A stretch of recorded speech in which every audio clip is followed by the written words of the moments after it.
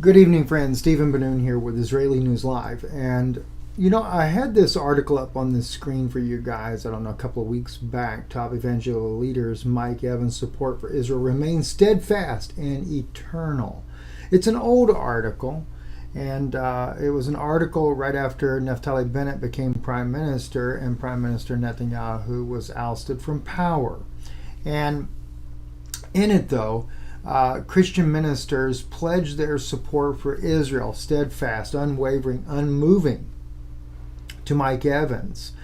And it only reminds me, to serve as a reminder, I should say, of something that has come to light in recent days, for me, that has become extremely troubling. I already have told you before that I know that Israel is going to be the head of the New World Order. That was confirmed to me from Washington, from the very advisor of Israel. And of course, this particular article here, Israel, the Planned Home of the New World Order, by Edward Morgan, who also brings out a lot of information in his article, clearly outlines the fact that Israel will be the head of the New World Order. But what's really troubling to me is something that I discovered in a dump of information I got out of Israel from some very high-ranking individuals there, that such ministries as what you're seeing on your screen now are actually, and by the way, that happens to be Pope Francis, Tony Palmer to the far right there, Kenneth Copeland, where the Catholic Church and the evangelical movements, many big names that were in this picture here, were making an alliance, but also making a strong stance for Israel at the same time. But and you do have the likes of Kenneth Copeland, John Hagee, and of course this one here, Kenneth Copeland Israel Allies Foundation, that he has. A lot of your mega pastors to begin with are clearly supporters of Israel. Now, I do support Israel's right of having their own homeland. I'm not against Israel having their own homeland. But what I found that was even more troubling is that many of the ministries that you see are controlled by secret agencies, government agencies that have put these people in positions of power and made sure they became great names to get the Christian world to support unequivocally Israel, regardless of the crimes that the state has committed, the espionage, the treasonous acts that have been done, the false flag events that have happened all over the planet. They have clearly been set up and controlled by NSA and even the Mossad. It was even disclosed to me specific names of ministries and ministers who are controlled by these different groups. The Mossad actually has their own asset. I'm not going to mention that as of right now here. But the Mossad does have a quote-unquote very well-known Christian minister that they use to disseminate the information that lifts Israel up to make Israel a godly nation, a priestly nation. And after all, there are evangelical teachers out there that even say that the law will go out of Israel and that we need to be prepared to be underneath these rabbis because, after all, they're the ones that really know the way Jesus lived when he was there 2,000 years ago. And I'm troubled at the core. I ran across this article here I thought was interesting too. The Atlantic. Trump secretly mocks his Christian supporters. Former aides say that in a private, the president has spoken with cynicism and contempt about believers. Says one day in 2015, Donald Trump beckoned Michael Cohen, his longtime confidant and personal attorney, into his office. And Trump was brandishing a printout of an article about an Atlanta-based megachurch pastor trying to raise $60 million from his flock to buy a private jet. Trump knew the preacher personally, Creflo Dollar, and had been among a group of evangelical figures who visited him in 2011 while he was first exploring the presidential bid.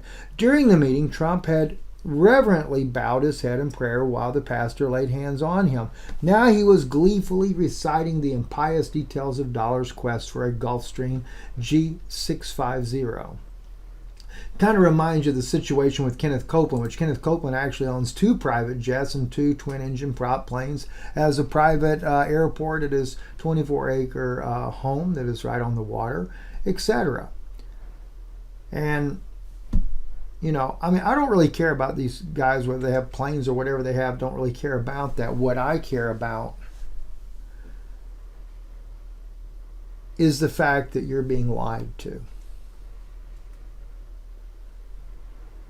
If you were to go to my email, and in this video I'm not going to mention the name of the group there, there's an Israeli group that puts out constant teachings about the apostles, Jesus, and to compare that to that of what the true, as they put it, the true teachings of Jesus, the true teachings of Melchizedek, etc., things like that. Everything is conditioning the church to accept that Israel is going to teach what form of gospel they want as they become head of the New World Order.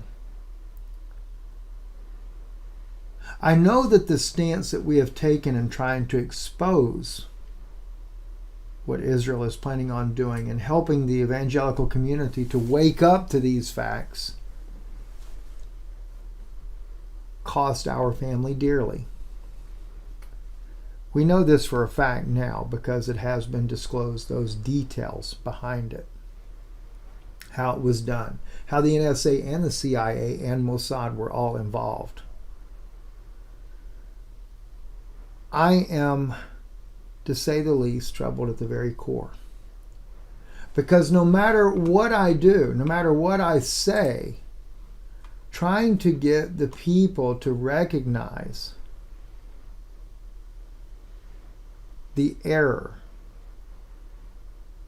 in lifting up modern day rabbis as the true teaching and fulfillment of biblical scripture, and that they're going to lead the world into the truth of the gospel, when Jesus clearly said that they were a bunch of vipers and serpents. Doesn't make all Jewish people that way, by no means. And like I said, I'm not against the idea of Israel being a state, and I certainly want my people to wake up and recognize that Jesus Christ truly is the Messiah. But to get our instructions from the very people and from the very Orthodox group that claim to be the descendant of the Pharisees, that Jesus said were a bunch of vipers, and to think this is normal, something's wrong. Something's majorly wrong. And I watch as the world events that play out, and I'm often told that even the wars are scripted. I'm told that people like Putin and Netanyahu are fighting the New World Order, when both men are controlled by the Chabad organization. So how could they really be fighting the New World Order when they are actually controlled puppets?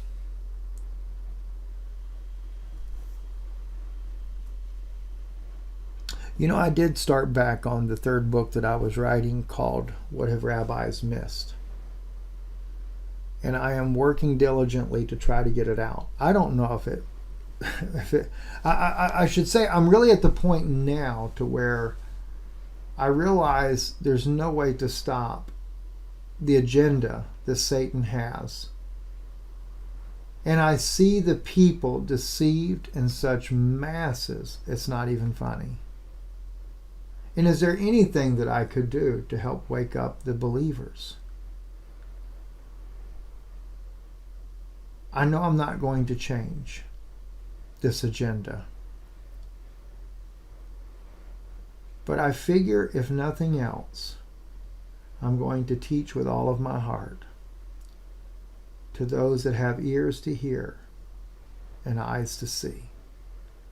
that by some miracle of God, I might be able to help wake up a few along the way. I even thought about the two witnesses. And I thought to myself, could the two witnesses even wake up the people? There's a lot of prophetic things I want to go back and revisit with you, because I don't know any other way to get your attention. The church has been so duped by these false teachers. And I am going to reveal who these ministers are that are controlled by NSA, CIA, and even that of the Mossad. I'm sure it'll be alarming. But if we don't do something, friends, then it's going to be detrimental. It'll be almost as if, as the scripture says, will he find faith when he returns? I can understand that scripture more than ever now. And by the way, some of the scriptures I have up on the screen are dealing with the two-bride doctrine. I actually addressed that in the book called Israel, Are They Still God's People, that I wrote years ago, this one here. But unfortunately, I was very pro-Zionist at the time. So there's a lot of this that I would have to rewrite if I were to go back and deal with this book again. But I dealt with what they call a two-bride doctrine here. And in the book, I do biblically defeat that false doctrine. But I realize that's just one of the many doctrines that I need to deal with, because there's so many. Just like when I started off with Zechariah chapter 8, taking hold of the wing of him that is a Jew, because that is one of the scriptures that are being used to lure Christians into the false ideology that you have to follow today's rabbis to know what Jesus really meant by what he said. I don't want you having to believe such a lie. So, by God's grace, I will do everything I can. And I just thank you for your kindness, your prayers, and if God lays it on your heart to support the work we do, then we thank God for that as well. Not many people do anymore, because the more you stand for truth, the more people walk away. But regardless, I will stand with the truth all the way to the end. And I'll do everything I can to help you along the way. God bless you and good evening.